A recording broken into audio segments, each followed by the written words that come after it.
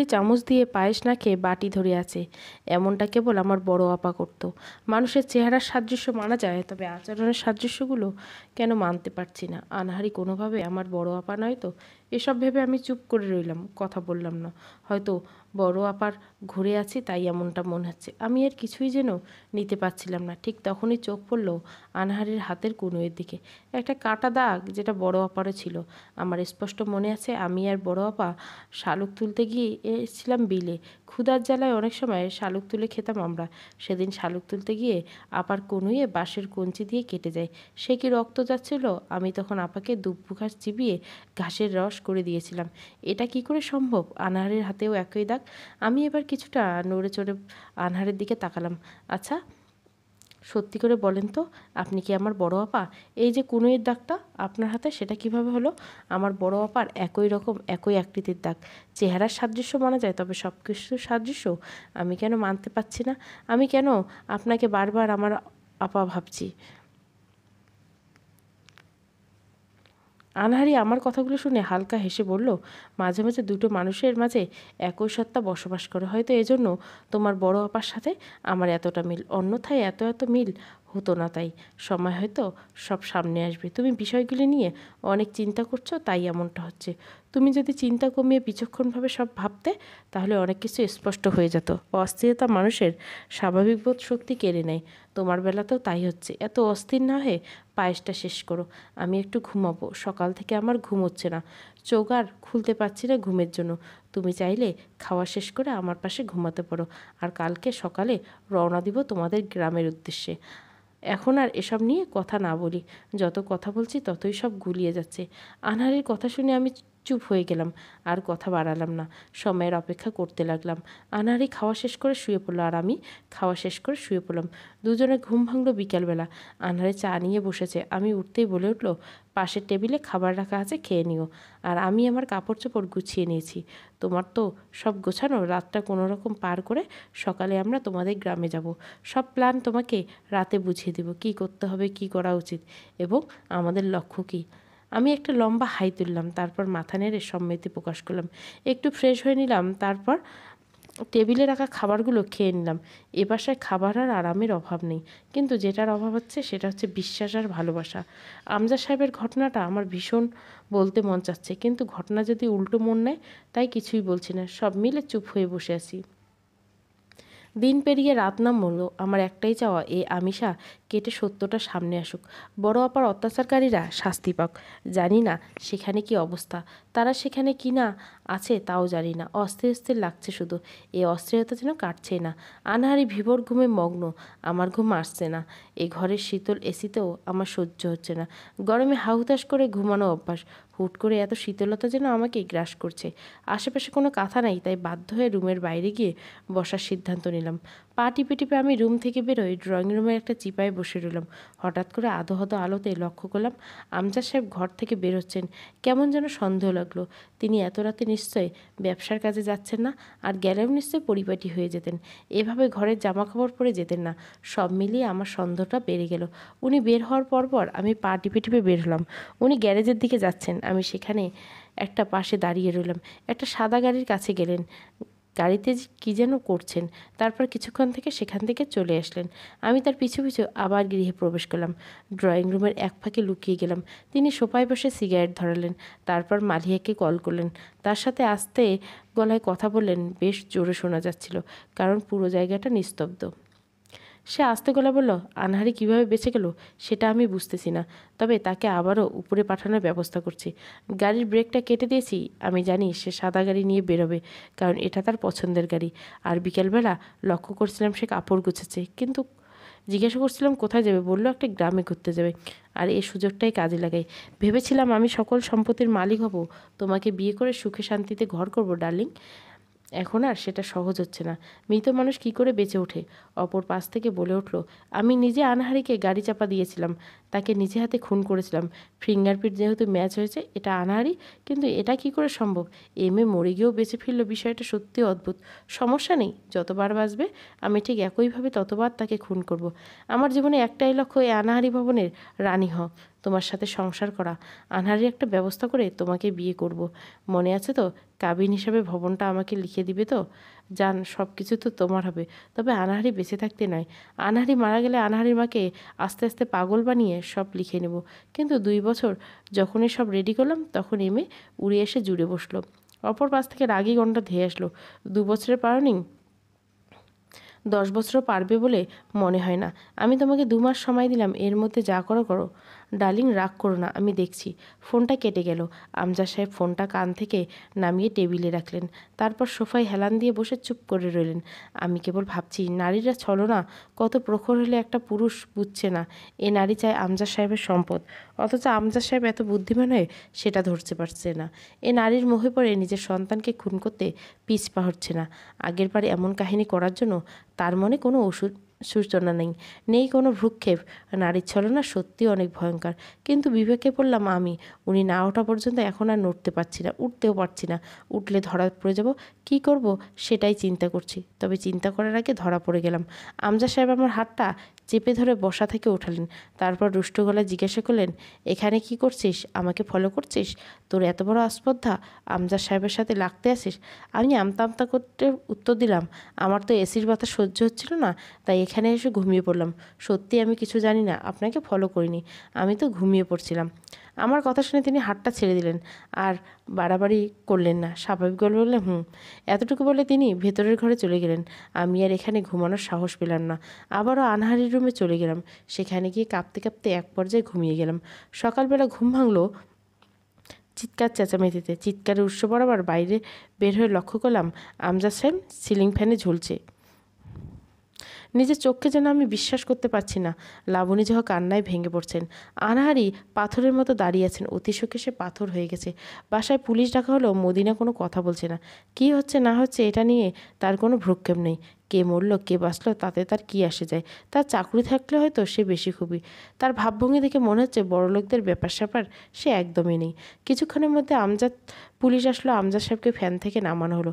আমজাদ সাহেবের শরীরটা কেন জানি না মনে হচ্ছে না এটা খুন, আত্মহত্যা নয়। আচ্ছা, আনহারি কি কোনোভাবে আমজাদ সাহেবের সব কিছু জানতো, আর সেজন্য কি তাকে খুন করে দিয়েছে? না, আমি এটা কি ভাবছি, আনহারি জানলে তো খুন করার প্রয়োজন ছিল না, আইনের মাধ্যমে সবটা করতে পারত। ভাবনা যেন আমার পিছু ছাড়ে না। আমজাদ সাহেবের লাশটা ময়নাতদন্তের জন্য পাঠানো হলো। পুলিশ ভালো করে ঘরটা চেক করে দিল। ঘরে একটা চিঠি পেল, সেটাতে আমজাদ সাহেব নিজের হাতে লিখেছেন, আমি মালিয়াকে ভীষণ ভালোবাসি। মালিয়ার জন্য আমি নিজের মেয়ে আনহারিকে খুন করার অ্যাটেম্প নিয়েছিলাম। আমার মেয়ে 2 বছর আগে অ্যাক্সিডেন্টের জন্য আমি দায়ী। ভেবেছিলাম আমার মেয়ে মারা গেলে আমি সকল সম্পত্তি লাবণীর কাছ থেকে নিয়ে মালিয়াকে দিব, আর দুজনে সুখের সংসার করব। কিন্তু 2 বছর যখন আমি সবটা প্রস্তুত করি, তখনই আনহারি ফিরে আসে। মৃত মানুষ কীভাবে ফিরে আসে জানি না, তবে আনহারি ফিরে আসায় মালিয়ার সাথে আমার দ্বন্দ্ব বাজে, আর সেজন্য মালিয়া আমাকে রেখে অন্য ছেলের সাথে রাত কাটায়। সেটা জানতে পারি আর নিজেকে সামলাতে পারিনি। একমাত্র ভালোবাসার মানুষের এই পরিবর্তন আমি মেনে নিতে পারছিলাম না। আমার কাছে সব কিছু ছিল, টাকা পয়সা, বউ, মেয়ে, ভালোবাসা, তবে একটাই জিনিস ছিল না, আমার ভালোবাসার মানুষ মালিয়া। তাকে ছাড়া পুরো পৃথিবী আমার শূন্য লাগছে, বেঁচে থাকার কারণ পাচ্ছি না, তাই নিজেকে শেষ করে দিলাম। আমার স্ত্রীর কাছে আমি ক্ষমা চাচ্ছি তাকে ঠকানোর জন্য। দীর্ঘ 5টা বছর আমি এক্সট্রা পেরিটাল সম্পর্কে আছি, আর সেজন্য আমি অনুতপ্ত।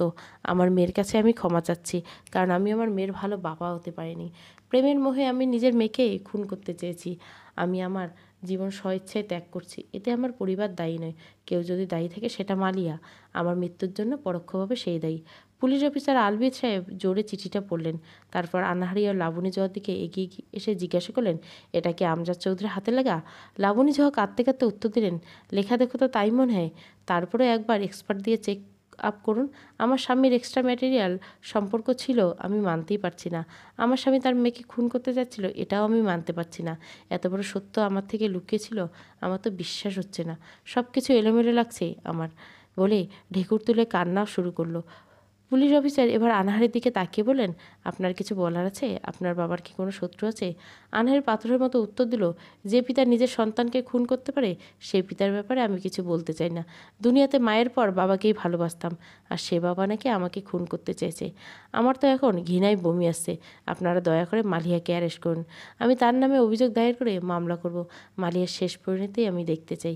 এই মেয়ের জন্য আজকে আমাদের এই হাল। পুলিশ অফিসার আশ্বাস দিয়ে বললেন, আপনারা সম্ভ্রান্ত পরিবারের মানুষ, আমরা যতটা পারি আপনাদের জন্য করব। মালিয়াকে আজকের মধ্যে জিজ্ঞাসাবাদ করা হবে। আপনি কি তাকে চেনেন? আমি তাকে চিনি না এবং নামটাও জানতাম না। আজকে নামটা জানলাম শুধু। হয়তো বাবার সাথে সংযোগ আছে কোনো। অপরাধীদের ধরার দায়িত্ব তো আপনাদের, আমাদের না। এ সময়ে নতুন কোনো প্রশ্নের উত্তর দিতে প্রস্তুত নই আমরা। আমাদের উপর দিয়ে কী যাচ্ছে সেটা তো বুঝতেই পারছেন। আলবিদ সাহেব আর কথা বাড়ালেন না। আলামতে সকল ছবি তুললেন। আমজাদ সাহেবকে ময়নাতদন্তের জন্য অলরেডি পাঠানো হয়েছে এবং বলে গেলেন 7 দিন যেন এ ঘরে কেউ প্রবেশ না করে। আলবিদ সাহেবের কথা শুনে আনহারি কিছুটা রেগে দিলেন। 7 দিন একটু বেশি সময় হয়ে যায় না? 2 দিন সময় নিন। বাবার প্রতি বিন্দুমাত্র আবেগ আমার কাজ করছে না। ঘর থেকে যত তাড়াতাড়ি সব স্মৃতি মুছবো তত তাড়াতাড়ি শান্তি পাবো।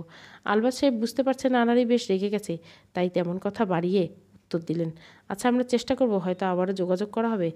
আর নিজের পিতার প্রতি এত রাগ ভালো নয়। যতই হোক পিতা, তাকে আমি পিতা বলে স্বীকার করি না। যে পিতা নিজের সন্তানকে অন্য মেয়ের জন্য মারার চেষ্টা করতে পারে সে কোনোভাবেই মানুষের কাতারে পড়ে না। পুলিশ অফিসার আলবিদ চলে গেলেন। লাবণী জহা কান্নায় ভেঙে পড়লেন। লাবণী জহা কাঁদতে কাঁদতে বললেন, আমজাদকে আমি বিয়ে করেছিলাম শুধু তার ভালোবাসা দেখে। টাকা পয়সা কিছুই ছিল না, তবে অনেক মেধাবী ছিল। কিন্তু সে এমনভাবে ধোঁকা দিবে আমি মানতে পারছি না। ওর মৃত্যুটা আমাকে দাগ কাটছে, তেমন ওর ধোঁকাটাও সেভাবেই দাগ কাটছে। প্রতারণা আঘাত এত প্রখর কেন? সেটা মৃত্যুটাকে ভুলিয়ে দেয়। যে সাধারণভাবে মরে গেলে যতটা না কষ্ট পেতাম, তার চেয়ে বেশি কষ্ট পাচ্ছি আমাকে ঠগিয়ে এটা ভাবে। এ টাকাতে সে বড় করে দেখলো আমার ভালোবাসা না। আমি তো মানতেই পারছি না আমার যন্ত্রণা, আমি তো কাউকে দেখাতেই পারছি না। আনহারি লাবণী জওয়াকে জড়িয়ে ধরে বলল, যে তোমার ছিল না তাকে নিয়ে ভাবার তো কোনো দরকার নেই। বাবা 5 বছর আগে তোমার পর হয়ে গেছে। এখন কেবল এটা অতীত ছাড়া কিছু না। অতীত নিয়ে পড়ে থাকলে হবে না মা। নিজেকে সামলাও, ঘরে চলো, কিছু খেয়ে নাও, না হয় তুমি অসুস্থ হয়ে পড়বে। এ দুনিয়ায় তুমি ছাড়া আমার কেউ নেই। তোমাকে হারালে আমি কী নিয়ে বাঁচবো বলো? আমার জন্য হলে তোমাকে বাঁচতে হবে। লাবণী জোহা কান্নার আওয়াজটা কিছুটা স্মিত হয়ে গেল আনহারির কথা শুনে। আনহারি তাকে ভেতরে নিয়ে গেল, হালকা খাবার খাইয়ে দিল তাকে, তারপর ওষুধ খাইয়ে শুইয়ে দিল। আনহারি এবার আমার কাছে এসে বলল, ওই গ্রামে আর আজকে যেতে পারলাম না, হয়তো আগামী 1 সপ্তাহ পারবো না। সময় দাও আমাকে। কথা যেহেতু দিয়েছি তোমাকে, তোমার বড় আপার অপরাধীদের আমি শাস্তি দেব। আমি কেবল আনহারের দিকে তাকিয়েছি। বাবাকে হারিয়ে সে কত শক্ত, কত অবলীলায় কথাগুলো বলছে। একটু স্বজন হারানোর যন্ত্রণা তাকে ঘিরে ধরেনি। একদম স্বাভাবিক লাগছে। পুনরায় মনে প্রশ্ন জাগলো, তাহলে কি আনহারি তার বাবাকে খুন করেছে? সব যেন গুলিয়ে যাচ্ছে আমার। আনহারি তার রুমে গেল। বাইরে কেমন যেন ভুতুরে লাগছে, ভয়ে যেন গা ছমছম। কিসের জন্য এসেছিলাম আর কী হচ্ছে এসব? সব এলোমেলো হয়ে যাচ্ছে। আমি সোফায় বসে চিন্তা করছিলাম এগুলো। এর মধ্যে মদিনা এসে বলল, আপা এটুকু খাবার খেয়ে নিন, মরা বাড়িতে কখন খাবার মিলে কে জানে। মদিনার কথা শুনে আমি একটু বিরক্ত হয়ে গেলাম। এমন সময় সে খাবার নিয়ে এসে পড়ে আছে। ভীষণ রাগ হচ্ছে তার উপর, কিন্তু কিছুই বললাম না, শুধু আলকা গলায় উত্তর দিলাম, এখন খাওয়ার মুড নেই। আপনার মন চাইলে আপনি খেয়ে নিন, আমার আপাতত ইচ্ছে নেই খাওয়ার। মদিনা আমার কথা শুনে বিরক্ত বোধ করলো, তার চেহারা দেখে বোঝা যাচ্ছে। তিনি খাবার নিয়ে চলে গেলেন। এদিকে দিন গড়িয়ে সন্ধ্যা হওয়ার উপক্রম। পুরো বাড়ি শুনশান নীরব হয়ে আছে। এর মধ্যে পুলিশ অফিসার আলবিদ সাহেব আবার আসলেন। আলবিদের উপস্থিতি আনহারির তার রুম থেকে বের হলো।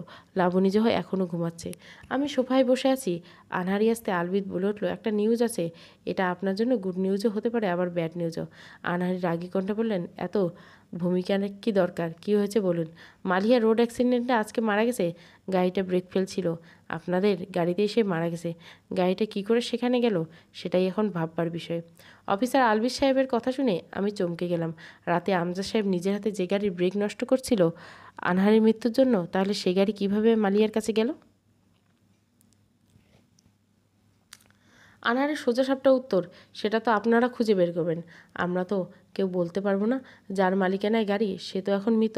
আর সবচেয়ে বড় বিষয়, মালিয়া মরে গিয়ে বেঁচে গেছে। নয় আমি তাকে জেলে পচিয়ে মারতাম। আমার মায়ের সাথে করা অন্যায়ের প্রতিশোধ নিতাম। আপনার যদি আরও কিছু বলার থেকে বলতে পারেন। আপাতত এ নিয়ে একদম মাথা ঘামাচ্ছি না আমি। আলবির সাহেব আনাহারির কথা শুনে তাকে সন্দেহের প্রথম তালিকায় রাখছেন, সেটা তার মুখ দেখে বোঝা যায়। তবে তথ্য প্রমাণের অভাবে কিছুই করতে পারছে না।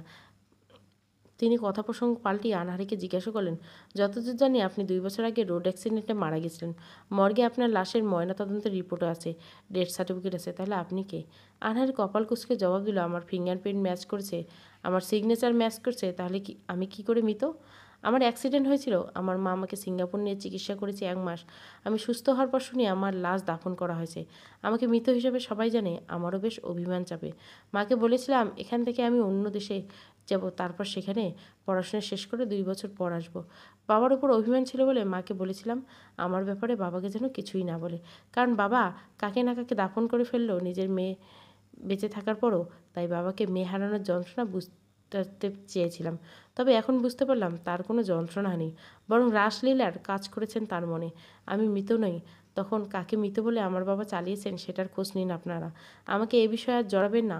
আমি পাগল হয়ে যাচ্ছি এসব প্রশ্নের উত্তর দিতে দিতে। শেষের কথাগুলো বেশ জোরে জোরে বলে সে জোরে দম নিতে লাগলো। আলভির সাহেব আনহারিকে শান্ত করার জন্য বললেন, আপাতত আর কোনো প্রশ্নের উত্তর দিতে হবে না। আমি চলে যাচ্ছি। ঘটনার রহস্যভেদ করেই যোগাযোগ করব আবার। ভালো থাকবেন। আলভির সাহেব চলে গেলেন। আমি আনহারির পাশে গিয়ে তাকে স্পর্শ করলাম। আমার স্পর্শ পেয়ে সে কেঁদে দিয়ে বলল, আমি তো এত সব জানতাম না কিছু। বাবা কেন মরল, কীভাবে মরল, তারপর আমার দিকে কেন এত প্রশ্ন ছোড়া হচ্ছে। আমি তো পাগল হয়ে যাচ্ছি, আর ভালো লাগছে না, ছন্ন ছাড়া লাগছে। যত হোক তিনি আমার বাবা ছিলেন, খারাপ তো লাগছেই আমার। নিজের বাবা খারাপ হলো হত্যা করা যায় না ফিরি না। অথচ দেখো আমার বাবার মৃত্যুর দায়টা ঘুরে ফিরে আমাকেই দেওয়া হচ্ছে। আনহারের কথা শুনে আমি নিজেও একটা অনুশোচনায় ভুগতে লাগলাম। এখন কোনোভাবেই মনে হচ্ছে না আনহারি আমজাদ সাহেবকে খুন করে। বড় আপাকে নিয়ে ভাবতে ভাবতে জীবনের মোড় এমন বাঁকে এসে থামবে কখনো চিন্তা করতে পারিনি। আমি রহস্য ভেদ করতে গিয়ে আবার রহস্যে জড়িয়ে পড়ছি। আমি আনহারিকে সান্ত্বনা দেওয়ার ভাষা খুঁজে পেলাম না। চুপ করে তাকে জড়িয়ে ধরে রাখলাম। কিছুক্ষণ পর পরিস্থিতি এমনিতে ঠান্ডা হয়ে গেল।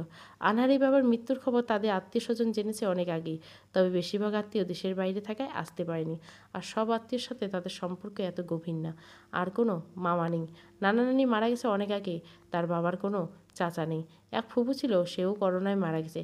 আনহারি খালা কানাডায় থাকেন। সব মিলিয়ে মৃত হলেও বাড়িটা একদম নীরব। মনে হচ্ছে বড়লোকদের মধ্যে আত্মীয়তা ভাবটা ভীষণ কম। মধ্যবিত্ত বা নিম্নবিত্ত হলে এতক্ষণ বাড়িঘর ভরে যেত। সবাই মিলে কান্নার রোল পড়তো, একে অপরকে সান্ত্বনা দিত, কেউ কেউ আবার রান্না নিয়ে আসতো। আনহারি আরও একটু স্বাভাবিক হলো। স্বাভাবিক হয়ে মদিনাকে ডেকে বলল কিছু খাবার যেন কাউকে দিয়ে কিনে আনি। মদিনা মাথা নেড়ে টাকা নিয়ে খাবার কিনতে গেল। সে নিজে যাবে না, বাইরে অনেক কাজের মানুষ এসে সেখান থেকে কাউকে পাঠাবে। এখানে প্রতিটা কাজের লোক একদম নিশ্চুপ। বড় লোকদের ব্যাপার তারা যেন নির্বাক। তাদের কাজ নিয়ে তারা ব্যস্ত। আনহারি সোফাতে বসলো, আমিও পাশে বসলাম। সে হালকা গলায় বলল, মদিনা যা খাবার আনবে খেয়ে নিও, না খেলে তোমার শরীর খারাপ হবে। মা উঠলে মাকে খাইয়ে নিবে। আমি কথার প্রতি উত্তর বললাম, আপনি কিছু খেয়ে নিন। খেতে তো হবে, দুনিয়া কারো জন্য তো থেমে থাকে না। ময়নাতদন্তের রিপোর্টের জন্য অপেক্ষা করছি, না জানি বাবা কেমনে কাটাছেঁড়া করছে। বলে হালকা কেঁদে দিল। সব মিলিয়ে যেন তার ভেতরটা হাহাকার। এখন বাইরে আসলো। সকালে আনহারি, এখনকার আনহারির মধ্যে বিস্তর তফাৎ। গোটা একটা দিন কেটে গেলেও আমজাদ সাহেবের লাশ দাফনের ব্যবস্থা করা হয়েছে। ময়নাতদন্ত তার আত্মহত্যা এসেছে। সে সকালে 5টা নাগাদ গলায় দড়ি দিয়ে আত্মহত্যা করেছে। তার মোবাইলে কনভারসেশন কেটে বোঝা গেল মালিয়ার সাথে সে যোগাযোগ করছে রাত 3টায়। মালিয়ার জন্য সে নিজেই ট্রাকে করে সাদা গাড়িটা গিফট পাঠায়। গাড়িটা সুন্দর করে সাজিয়ে রেপিং করে গিফট পাঠায়। তাই ট্রাকে করে নিয়ে যাওয়া হয় গাড়িটা। রাত হয়, সিসি ক্যামেরায় ট্রাকের নাম্বার পাওয়া যায়নি, তবে যে ট্রাক চালিয়েছেন সেটা পাওয়া গেছে। রাতে আমজাদ সাহেব নিজেই সে লোককে 20,000 টাকা দিয়ে গাড়িটা নিয়ে মালিয়ার বাসাতে পাঠাতে বলেছেন আর্জেন্ট। আর একটা শর্ত দিয়েছেন, গাড়িটা সাজিয়ে পাঠাতে হবে। ট্রাক ড্রাইভার ও অনুযায়ী কাজ করেন। এখানে তার কোনো দোষ না পাওয়ার সাধারণ জিজ্ঞাসা করে তাকে ছেড়ে দেওয়া হয়। মালিয়া একটা গোপন ভিডিও আসে রাত 2:30 সে নাম্বার থেকে আসে, সেটা মালিয়া নামে রেজিস্টার। ধারণা করা গেছে মালিয়ার সাথে রাত কাটানো ছেলেটার ভিডিও পাঠিয়েছেন। ছেলেটার খোঁজ এখনও মেলেনি। ভিডিও দেখে হয়তো মালিয়াকে খুন করার জন্য গাড়ি ব্রেক কেটে তাকে গিফট করা হয়েছে। নিজের ভালোবাসার মানুষকে খুন করার প্ল্যান করে দিয়েছে জীবনে। এতটুকু ধারণা করে তথ্যের ভিত্তিতে প্রমাণ করা গেছে।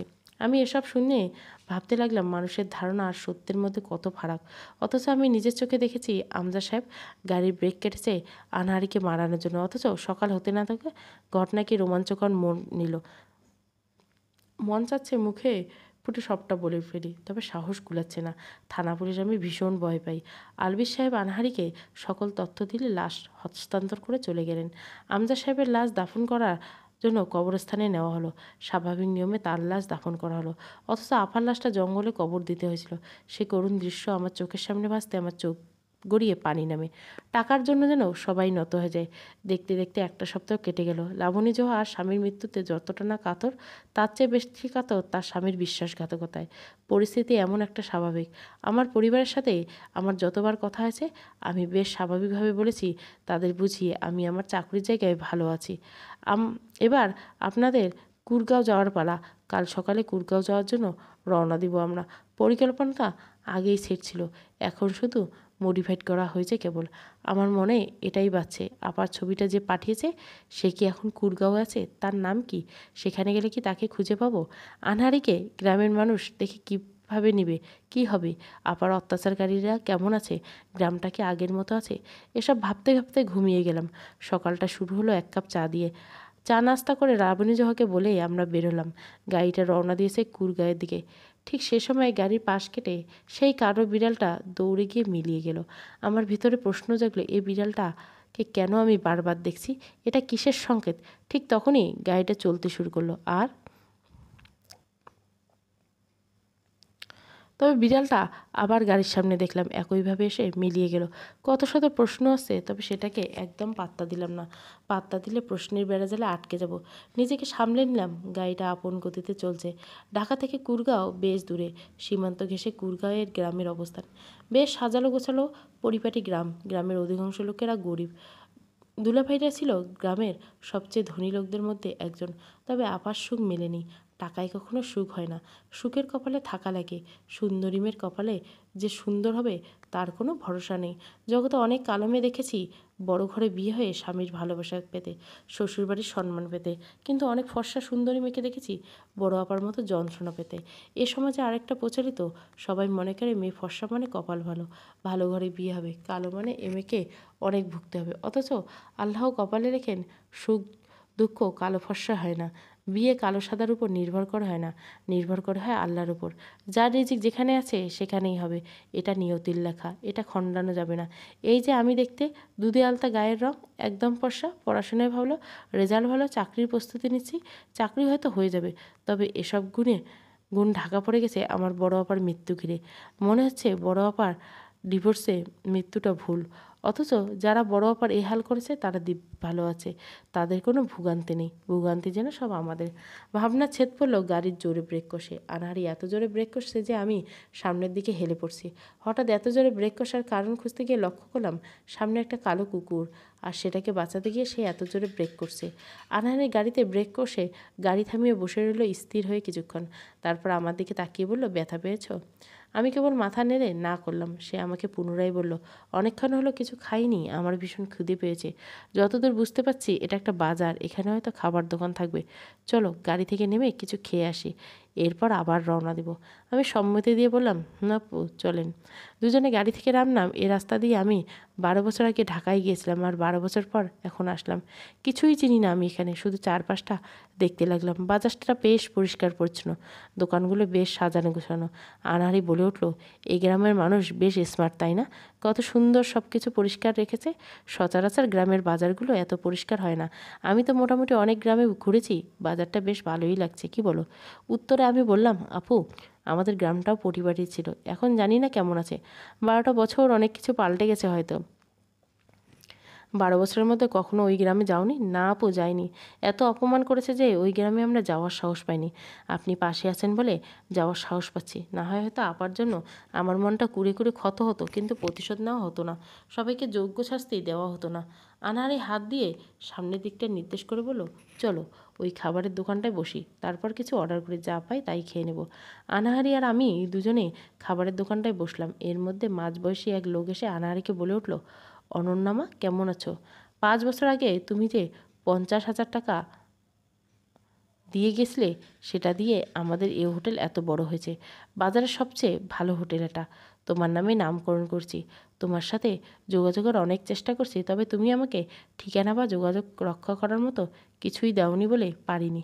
লোকটার বয়স 40-এর ঊর্ধ্বে, মাথায় কাঁচা পাকা চুলের সন্নিবেশ, একটা হাত নেই, এক হাতে তিনি পুরো হোটেল পর্যবেক্ষণ করছেন।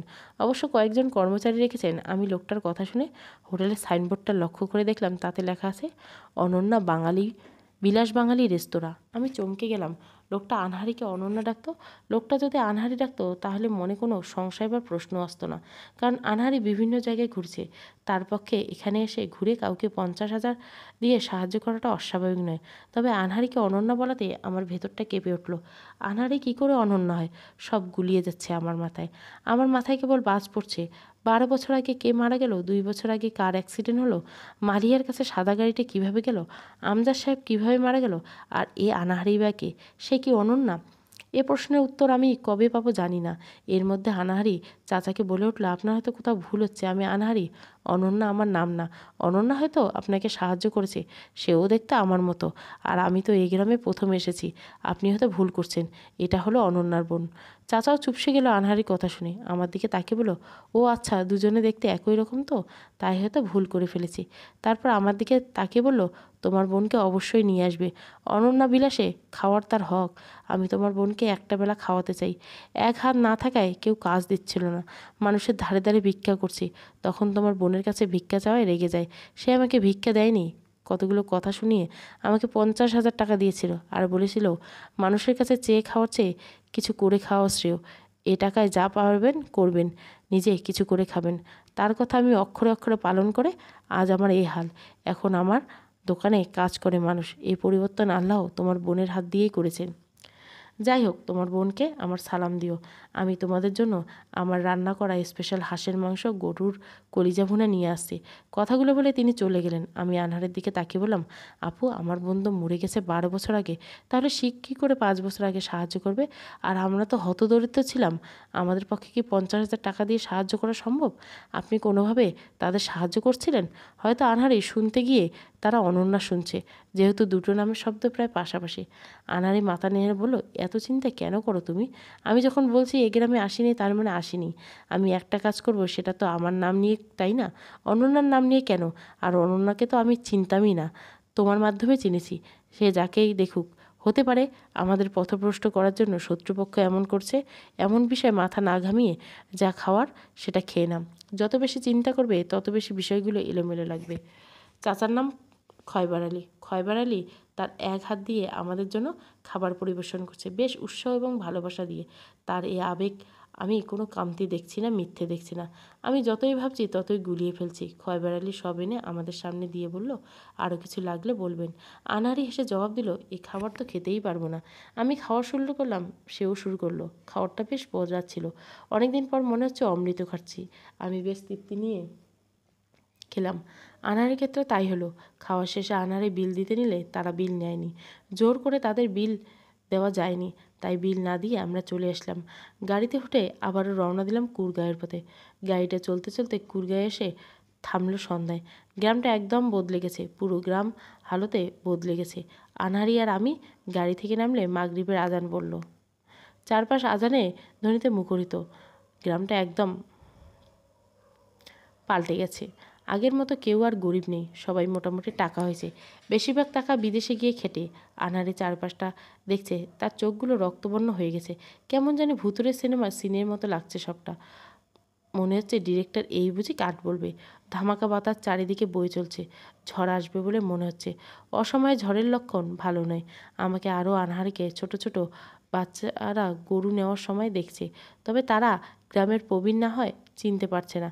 তাদের বয়স 10 থেকে 15 হবে, তাই তারা কেউ কোনো কিছু বুঝছে না। এটা নিয়ে এখনও শোরগোল দেখা যাচ্ছে না। খানিকটা দূরে দুলাভাইদের ভবন। ভবনটা এখনও সুসজ্জিত। ভবনের রং দেখলে বোঝা যায় এ বাড়ির ভেতরে মানুষগুলো বেশ ভালোই আছে। আনারকে আমি বাড়িটা নির্দেশ করে বললাম, ওইটাই আমার আবার শ্বশুর বাড়ি। বাড়ির পেছনে জাম গাছটা আর দেখতে পেলাম না, হয়তো কেটে ফেলছে। আমি আনহারিকে পুনরায় বললাম, পেছনের জাম গাছটা হয়তো কেটে ফেলছে। বাড়ির পেছনে জাম গাছটা আপা গলায় দড়ি দিয়েছিল। আনহারি কিছুক্ষণ চুপ রইল। চারদিকটায় আজানের ধ্বনি থেমে গেল। অন্ধকার নেমে আসার সাথে সাথে গ্রামটাও নিস্তব্ধ হয়ে গেল। আনহারে আমি শ্বশুরবাড়ির দিকে এগোচ্ছি। কত বছর পর এখানে আসলাম, ভীষণ ভয় আমাকে গ্রাস করছে। এর মধ্যে আমিন চাচা সামনে আসলো। 12 বছর আগে কত তাগড়া ছিল, এখন একদম নেতিয়ে গেছে। কালো চুলে সাদা পাক ধরেছে। চাচাকে দেখে আমার আগের কথাই মনে পড়লো। বাবা তখন আপার লাশ নিয়ে ঘুরছে, কেউ আপাকে খাটিয়ে পর্যন্ত দেয়নি। লাশটা বাবার বাঁশের দড়ি, গ্রামের ভাষায় এটাকে দড়ি বলে, তবে এটা মূলত বাঁশ দিয়ে তৈরি পটি দিয়ে মুড়ে নিয়ে কবরস্থানে গিয়েছিল কবর দিতে। তখন এই আমিন চাচাই বাবাকে প্রথম বাধা দেয়। বাবাকে সাপ সাপ করে বলে দেয়, পেট বা যাইছে এমন নষ্ট মেয়ের লাশ এই কবরস্থানে দাফন করা যাইবে না। আমার বাপ-মা এই কবরস্থানে আছে, আর অনেক সম্মানীয় মানুষ এখানে আছে। এই কবরস্থান তো অপবিত্র বানানো যাবে না। অনেক হাজি এখানে দাফন করা হয়েছে, সুতরাং তোমার মেয়ের লাশ এখানে দাফন করা যাবে না। বাবা তখন হাত জোর করে বলেছিল, ভাইজান, আমার মেয়ে অতটা খারাপ ছিল না। আপনি দয়া করে আমার মেয়েটাকে কবর দিতে দিন। এ লাশ আজকে কবর দিতে না পারলে পচে যাবে, দুর্গন্ধ চড়া যাবে। চারিদিকে শিয়াল কুকুর এসে আমার মেয়েটাকে খুবলে খুবলে খাবে। বাবা হয়ে এ দৃশ্য আমি দেখতে পারবো না। আমার মেয়েটাকে দাফন করতে দিন দয়া করে। বাবার আকুতি চাচার কানে পৌঁছায়নি, অন্তরে প্রবেশ করেনি। সে ধমক দিয়ে বাবাকে বলেছিল, আমি কেন, গ্রামবাসী কেউ চায় না অনন্যা এখানে দাফন হোক। দেখো মিয়া, কথা বাড়াইও না। কথা বাড়াইলে বিষয়টা খারাপ দিকে যাবে, হানাহানির দিকে যাবে। জঙ্গলে ফেলে দাও। এরকম লাশটা শিয়াল কুকুর খেলেই ভালো। এখন থেকে দূর হও। আলগা পিরিত দেখানোর সময় নেই। বাবা অনন্যার লাশটা ধরে নিয়ে সোজা জঙ্গলে গেল। সেখানে আপাকে খুঁড়ে কবরে দিল। পরের দিন খবর আসলো, আপার কবর শিয়াল খুঁড়ে লাশ খেয়ে ফেলেছে অর্ধেক। বাবা আর যায়নি সেখানে।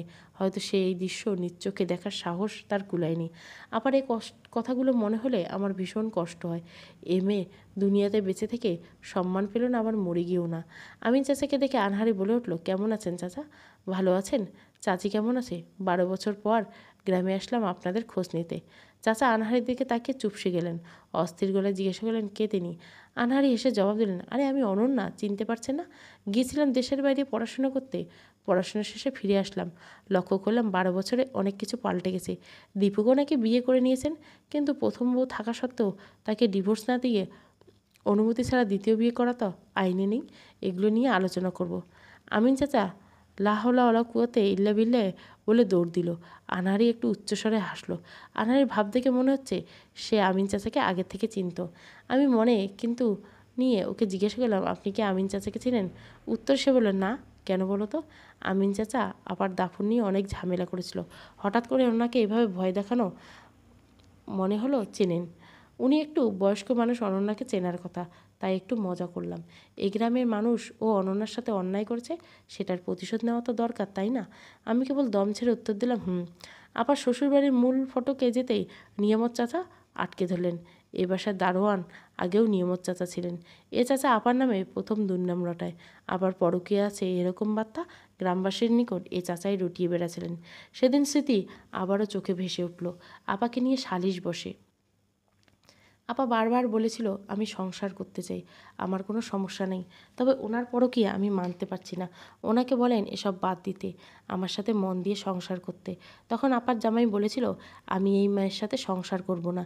এই মেয়ে আমার আড়লে পরপুরুষের সাথে ফষ্টি নষ্টি করবে, আমি তো বোকাশোকা এতদিন ধরতে পারিনি। নিয়ামত নিজ চোখে দেখে আমায় বলেছে, বিশ্বাস না হলে নিয়ামতকে জিজ্ঞাসা করুন। তখন এই নিয়ামত চাচা জোর গলায় বলেছিল, পিছনের দেওয়াল দিয়ে এক অপরিচিত ছেলে আমি ঢুকতে দেখেছি এই মেয়ের ঘরে। সাহেব একদম সত্যি কথাই কইছে। আবার শুধু অজরে খেতে তাকে বলেছিল, চাচা আমার নামে এত বড় অপবাদ দিতে আপনার বুক কাঁপলো না? আমি তো এমন কিছুই করিনি, কেন অত বড় মিথ্যা কথা বলছেন? নিজের মেয়ে হলে পারতেন। তিনি নাক ছিটকিয়ে জবাব দিলেন, আমার মেয়ে এত বড় নষ্টা না, ভুলেও আমার মেয়ের সাথে তুলনা করবে না। একে তো পাথর নিক্ষেপ করে মারা দরকার।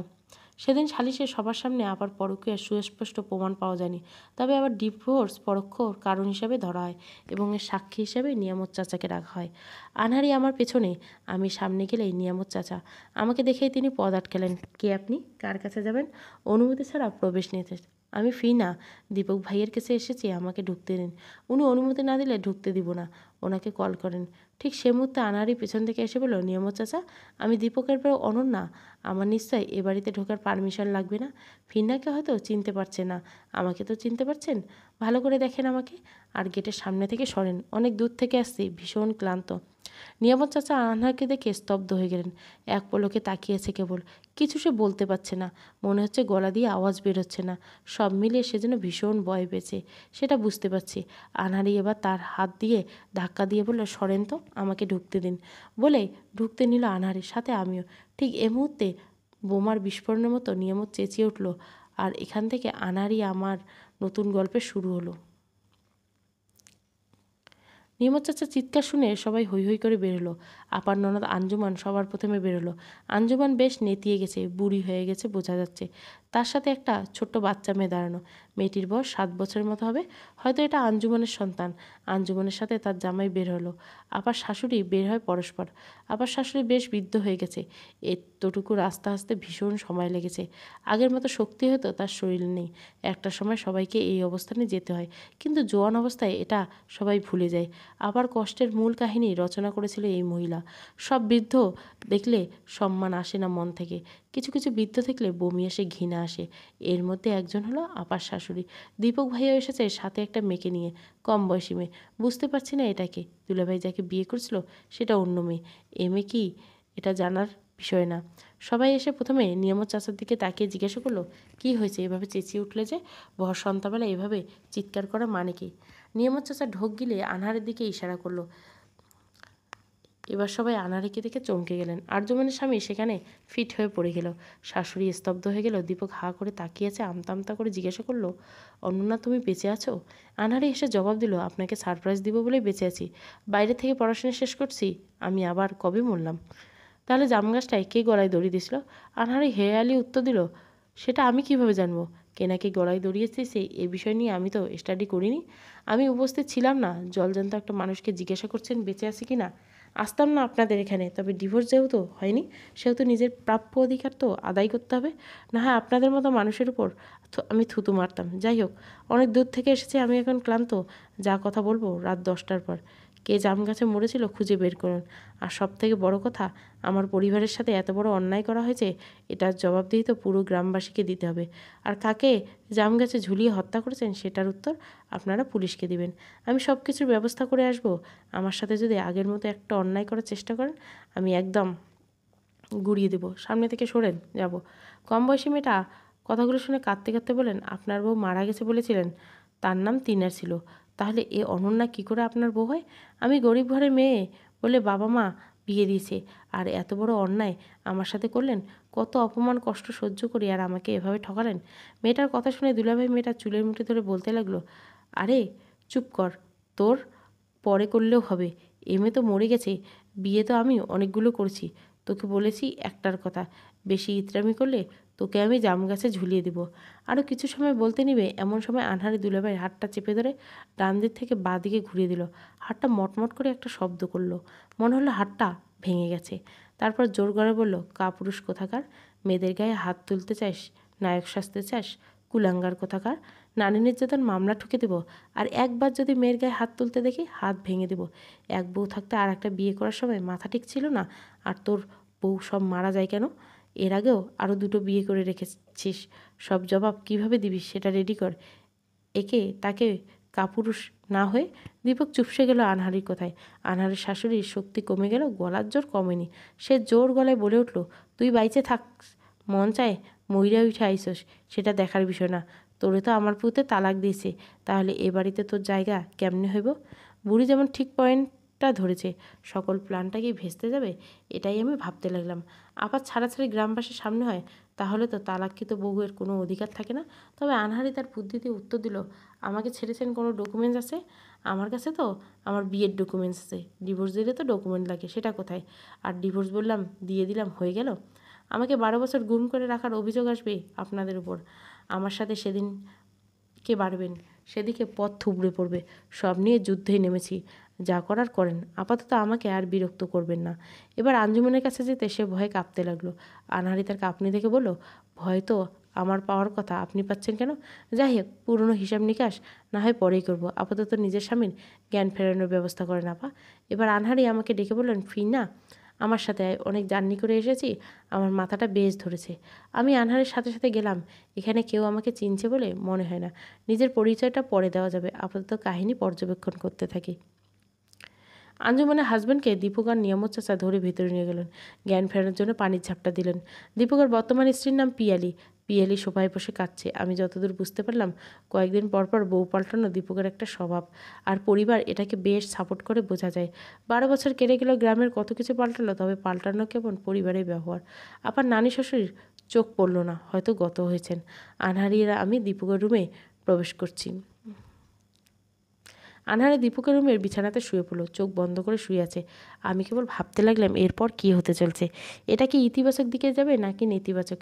সে সাথে খুঁজতে লাগলো সে লোকটাকে। এ সময় আপার পেন্টিং করা ছবি আমাকে পাঠিয়েছিল। সে কি এখানেই আছে এখনও? কত শত চিন্তা আমার মনে বাসা বাঁধছে, সে সাথে ভয়ও করছে, আর কিছু প্রশ্নের বেড়াজালে আটকে যাচ্ছি। সব মিলিয়ে কেমন অশান্তি কাজ করছে আমার মনে। তবে আনারকে দেখে একদম রিল্যাক্স লাগছে, বেশ রিল্যাক্স হয়ে শুয়ে আছে, কপাল কুঁচকে চোখ বন্ধ করে রেখেছে। আপাতত ঠিক এভাবে শুয়ে থাকতে।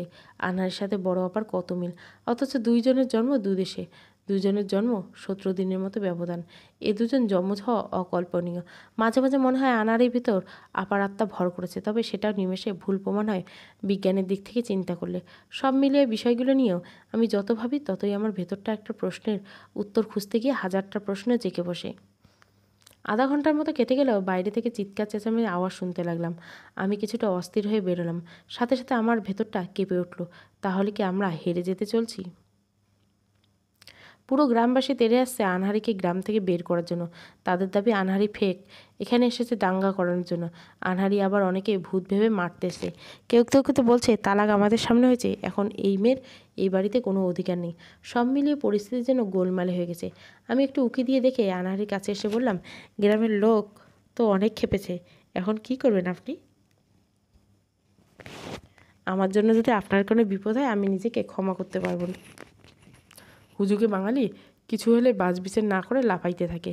এরা সবাই আপনাকে মারতে এসেছে, আমার ভীষণ ভয় করছে। আনহারি আমার মাথায় হাত বুলিয়ে বলল, যুদ্ধের ময়দানে এখন ভীত হতে নেই, আমরা এসেছি যুদ্ধ করতে। সংগ্রাম যত প্রবল, বিজয়ের হাসি তত সুন্দর। এসব নিয়ে ভেবো না, আমি বাইরে গিয়ে দেখছি কি করা যায়। কথাগুলো বলে আনহারি বাইরে যেতে নিল। আমি হাতটা চেপে ধরে বললাম, প্লিজ, বাইরে গেলে সবাই তেড়ে আসবে, আপনি বাইরে যাবেন না, পরিস্থিতি এখন ভীষণ খারাপ।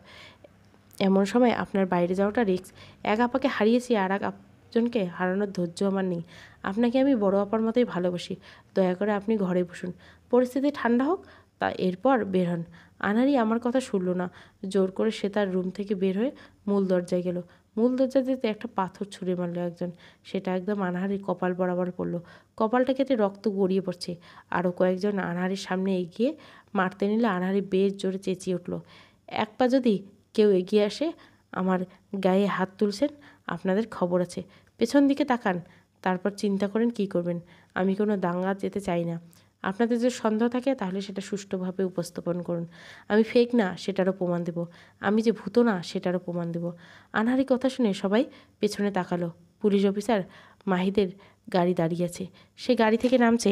পুলিশ অফিসার মাহিদকে দেখতে ভীষণ সুন্দর। বয়স 28 থেকে 30-এর মাঝামাঝি হবে। দেহের গড়ন বেশ বলিষ্ঠ, লম্বায় 6 ফিট 2 ইঞ্চি, গায়ের রং শ্যামবর্ণের, মনে হচ্ছে সলমান খান গাড়ি থেকে নামছে। এত করুণ মুহূর্তে যে কারো মনে প্রেমের ঘণ্টা বাজতে পারে, এটা আমি নিজেকে না দেখলে বুঝতেই পারতাম না। এই মাহিদকে দেখে আমার শরীরে বেশ অস্থিরতা কাজ করছে। পুরো দুনিয়া একদিকে আর সে যেন আর একদিকে। আমি কেন এসেছি, কার জন্য এসেছি, সব লক্ষ্যই যেন আমি ভুলে যাচ্ছি। সবাই মাহিদকে দেখে চুপসে গেল, শোরগোল থেমে গেল, চারপাশটা নীরব হয়ে গেল মুহূর্তে। মাহিদ সবার সামনে এসে দাঁড়ালো, আর আমার পাশে এসে দাঁড়ালো। আমার বুকটা ধুক ধুক করছে, কেন জানি না। মাহিদ সবাইকে উদ্দেশ্য করে বলল, এখানে কেউ কোনো অরাজকতা করলে আমি এর কঠিন পদক্ষেপ নেব। সবাই নিজেকে সামলান, আপনাদের কোনো অভিযোগ থাকলে বলুন, আমি তদন্ত করে সুষ্ঠু পদক্ষেপ নেব। তবে আইন নিজের হাতে নিয়ে কিছু করবেন না। তারপর আনহারের দিকে নির্দেশ করে বললেন, এই মেয়ে বলছে যে সে অনন্যা, তার যথেষ্ট প্রমাণ আমাকে দিয়েছে। আপনাদের কাছে যদি সলিড প্রমাণ থাকে আমি পদক্ষেপ নিচ্ছি কী করা যায়। আঞ্জুমান পাশ থেকে বলে উঠল, আমার ভাইয়ের বউ জাম গাছে গলায় দড়ি দিয়ে মারা গেছেন 12 বছর আগে, আর ময়নাতদন্ত করা হয়েছে, এমনকি তার দাফনও করা আছে। এ মেয়ে আমার ভাইকে ফাঁসিয়ে টাকা নেওয়ার জন্য এসেছে। অফিসার মাহিদ ভুরুটা কুঁচকে বললেন, অনন্যা যথেষ্ট যোগ্য। তার আশ্রিত মাকে যে পরিমাণ জায়গা সম্পত্তি দিয়েছে সেটা আপনার ভাইয়ের তুলনায় 10 গুণ। আপনারা অত্যাচার করে এমেকে বাড়ি থেকে বের করে দিয়েছেন কৌশলে, অজানা শহরে তাকে বিক্রি করে দিয়েছিলেন। সেখান থেকে লাবণী জোহা নামক একজন বিশিষ্ট ব্যবসায়ী মেয়ে তাকে নিজের মেয়ের মতো উদ্ধার করে লালন পালন করে, বিদেশ থেকে পড়াশোনা করে আসে। তার যোগ্যতা আছে টাকা ইনকাম করার জন্য, দেখতে শুনতে সুন্দরী। তাহলে শুধু শুধু এরকম ব্লেম দেওয়া তো উচিত নয়। এখন আপনারা কেন অনন্যাকে 12 বছর আগে দালালের কাছে বিক্রি করে দিয়েছেন সেটার জবাব দিবেন। জাম গাছে যে অনন্যা ছিল না সেটার প্রমাণ দিবেন। অনন্যার নিকট তার বিয়ের কাবিননামা আছে, বিয়ের কাবিননামায় টিপসই আছে, সেটা ম্যাচ করালেই হবে। যদি সে অনন্যা হয় তবে তো আপনারাই ফেঁসে যাবেন। আঞ্জুমান মুখের উপর বলে দিল, এটা বানোয়াট কাবিননামা। আমার ভাই কাবিননামা তার কাছে ছিল, অনন্যার মৃত্যুর পর সেটা পুড়িয়ে ফেলা হয়েছে। অফিসার মাহিদ এবার বলে উঠলেন, তাহলে সে কাবিননামায় আপনার ভাইয়ের যে আঙ্গুলের ছাপ আছে সেটা মিলানো হবে, মিলে গেলে বুঝতে হবে এটা আসল। আঞ্জুমান শক্ত গলায় বলল, তাই হোক, আমি জানি এই মেয়েটা মিথ্যে প্রমাণিত হবে। এদিকে অফিসার মাহিদ কথা শুনে বুঝতে পারলাম আনহারি তাকে সব বলেছে। লাবণী জোয়াকে নিজের মা বলে পরিচয় দিলে বিষয়টা উল্টো দিকে মন নিতে পারত, আর তার ব্যাপারে খোঁজ নিয়ে লাবণী জোয়ার পর্যন্ত যাওয়া খুব কঠিন নয়। তাই তো বড় নাটক আনহারি সাজিয়েছে। কারণ এটা সত্য, বড় আপা মারা গেছে সেদিন। বড় আপার মুখ অস্ফুট ছিল, অস্পষ্ট থাকলে হয়তো সংশয় থাকতো মনে। এবার অফিসার মাহিদ গ্রামবাসীর দিকে তাকিয়ে বলল, কেউ কোনো বিশৃঙ্খলা করবেন না। আমার সম্পর্কে আপনাদের ধারণা আছে জানি, অন্যায় ব্যাপারে আমি একদম আফসোস করি না। আমি 12 বছর আগে কেসটা আবার ওপেন করব, সব কিছু নিয়ে আবার ঘাঁটব, এরপর সত্যতা যাচাই করব, এর সমাধান দেব। সে পর্যন্ত অনন্যা বাড়িতেই থাকবে, আর আপনারা যে যার কাজে যান। সে জিন ভূত নয়, জলজন্ত একটা মানুষ। গ্রামের লোকেরা মাথা নত করে চলে গেল। বাড়িটা একদম নীরব হয়ে গেল। আমি অফিসার মাহিদের দিকে তাকিয়ে দেখছি, আমার হাত পা কাঁপছে। ওনার প্রতি প্রবল অনুভূতি আমার কেন জাগছে আমি জানি না। আমার ভীষণ অস্থির লাগছে, এই অস্থিরতা আমাকে ভীষণভাবে গ্রাস করে নিচ্ছে। মাহিদ সাহেব আনহারের দিকে তাকিয়ে বলল, আমার সাথে হাসপাতালে চলুন, আপনার মাথায় ব্যান্ডেজ লাগাতে হবে, রক্ত পড়ছে বেশি। আনহারি জবাব দিল, আমি ঠিক আছি, কাপড় দিয়ে শক্ত করে বেঁধে নিলে হবে। আমি আপনাকে কোনো সমস্যা হলে কল দিব। ধন্যবাদ এই পরিস্থিতিটা সামাল দেওয়ার জন্য। আপনার কাবিননামাটা আমি নিয়ে যাব ফিঙ্গারপ্রিন্ট ম্যাচ করার জন্য। তারপর দীপক ভাইয়ের দিকে তাকিয়ে বললেন, দীপক সাহেব, একজনকে পাঠাবো, সেখানে আপনি নিজেও ফিঙ্গারপ্রিন্ট দেবেন। দীপক হালকা গলায় জবাব দিল, ঠিক আছে। অফিসার মাহিদ পরিস্থিতি স্বাভাবিক করে চলে গেল। আনহারি তার রুমে বসে আছে, মাথাটা যে শক্ত কাপড় দিয়ে বেঁধেছে, এতে তার রক্ত পড়াটা অনেকটা কমছে। সন্ধ্যা গড়িয়ে রাত নামলো। আনহারি ড্রয়িং রুমে আসলো। আঞ্জুমান আর তার হাজব্যান্ড দাঁড়িয়ে আছে। আনহারি আঞ্জুমানের সামনে গিয়ে তার হাজব্যান্ডকে বলল, দুলাভাই, আমার জন্য একটু পায়েস নিয়ে আসেন। মনে হয় আমাকে বলেছিলেন আপনি বেশ ভালো পায়েস রান্না করেন, শুধু অর্ডার দিলেই হবে। কিন্তু বিনিময়ে আপনি আমার কাছে আমার সম্মানটা চেয়েছিলেন, কত শর্ত অপমান করেছিলেন, সব ভুলে গেছেন নাকি মনে পড়ছে? আজকে আমার সম্মান দিব না, তবে পায়েস না পেলে আপনার সম্মানটা কেড়ে নেব। এই কথা শুনে আঞ্জুমান তেরে এসে বলতে লাগলো, সাহস কত বড় আমার, জামাইকে হরমাইশ দাও? আনহারি আঞ্জুমানের চুলের মুঠিটা ধরলো, হরমাইশ দিয়েছি, জান কেড়ে নিনি।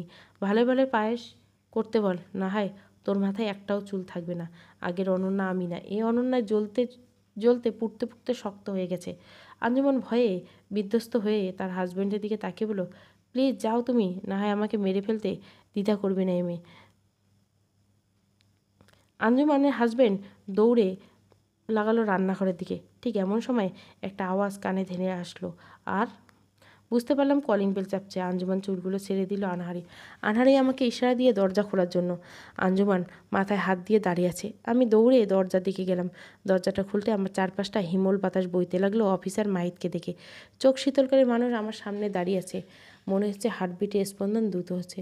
মনের ভিতরে জলোচ্ছ্বাস বয়ে গেল। সমুদ্রে আছড়ে পড়া ঢেউগুলো ভীষণভাবে হানা দিচ্ছে। নড়বার শক্তি যেন পাচ্ছি না। সারা শরীর হালকা বৈদ্যুতিক শকের মতো কেঁপে উঠল। গায়ের লোমগুলো এ গরমে দাঁড়িয়ে গেল। জিভা নড়ছে না। প্রথম দেখায় কি সত্যি ভালোবাসা হয়?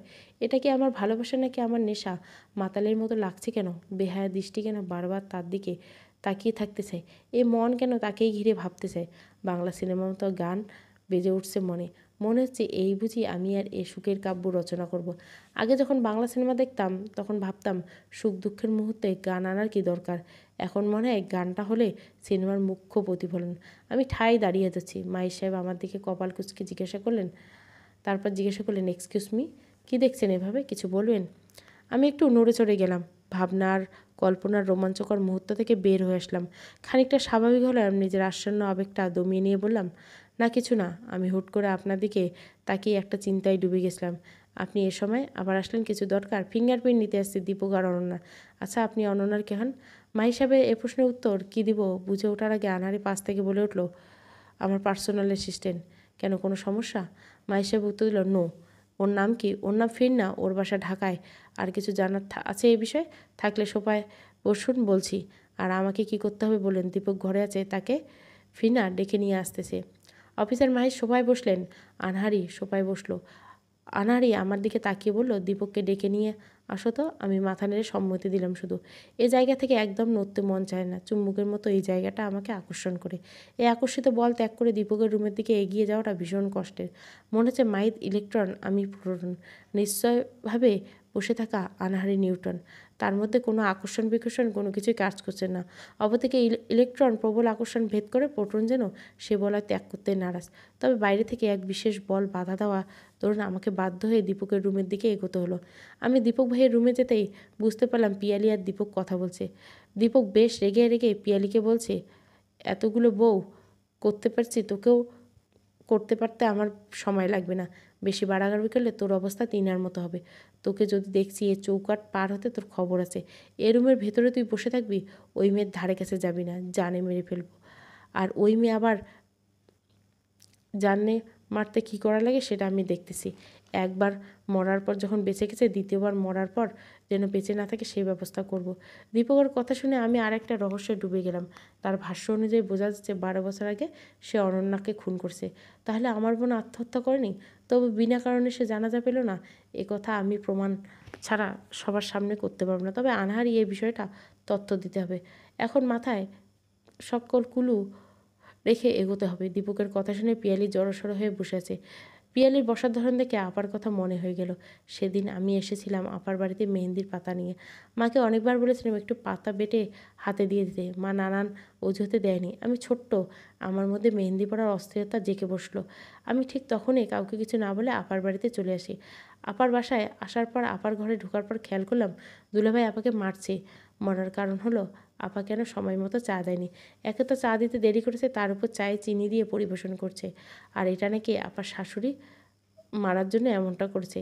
আপার শাশুড়ির অভিযোগ এটাই ছিল, কারণ ওনার ডায়াবেটিস ছিল। আপা সেদিন মায়ের খেয়ে ঠিক এইভাবে গুটিসুটি মেরে বসেছিল। চোখ দিয়ে পানি পড়ছে, কারণ চোখের পানি আপার কাঁদতে কাঁদতে শুকিয়ে গেছিল। শরীর মার খেতে খেতে শক্ত হয়ে গেছিলো। তবে বিনা কারণে আপাকে মার খেতে দেখে আমি আর সেখানে বেশিক্ষণ স্থায়ী হয়ে দাঁড়িয়ে থাকতে পারিনি। মন খারাপ নিয়ে বাড়িতে ফিরে আসি। সেদিন মাকে বাড়ি ফিরে কাঁদতে কাঁদতে বলেছিলাম, মা, দুলাভাই আপাকে অনেক মেরেছে, তুমি কি একটু দুলাভাইকে কিছু বলো। আপা তো ইচ্ছে করে এমন করেনি, চায়ে চিনি দেওয়ার জন্য আপাকে মেরেছে। আপার অনেক কষ্ট হচ্ছে মা। মায়ের উত্তর ছিল, শ্বশুর বাড়িতে গেলে এমন একটু একটু সয়ে নিতে হয়। তুই আবার ওই বাড়িতে কেন গেছিলিস? তোকে না নিষেধ করেছিলাম আমি ওই বাড়ি যখন তখন যাবি না? এই বলে মা আমার গালে থাপ্পড় কষিয়ে দিল। অথচ মা হয়ে মেয়ের কষ্টটা মাকে স্পর্শ করলো না। সয়ে নেওয়ার নাম করে একটা মেয়েকে দিনের পর দিন জীবন্ত লাশ বানিয়ে ফেলে সেটা পরিবার বুঝে না। কেননা মেয়েদেরকে সবসময় নিতে হবে। সমাজের নীতিটা বেশ অদ্ভুত। নীতির বিপরীতে গিয়ে যদি কোনো মেয়ে কিছু করতে চায়, তাহলে সে মেয়ে হয়ে যায় নষ্টা। এটাই আমাদের সমাজ, আর এটাই আমাদের সমাজের আচরণ। এসব চোখে ভেসে চোখের কোণে এক বিন্দু জল নেমে আসলো।